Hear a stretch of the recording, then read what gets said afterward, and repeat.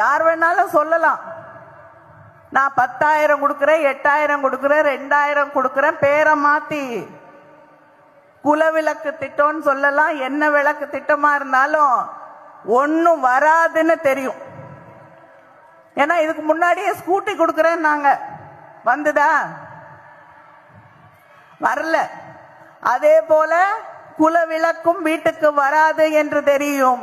ஆனால் உங்கள் மகளிர் உரிமை தொகை ஒவ்வொரு மாதமும் உங்கள் வீடு கதவுகளை தட்டி வரும் என்று தெரியும். ஆட்சி பொறுப்பை ஏற்றுக்கொண்ட அன்றே விடியல் பயணத்திற்கு கையெழுத்திட கூடிய முதலமைச்சர் நம்முடைய முதலமைச்சர் அவர்கள் மட்டும்தான் என்று தெரியும்.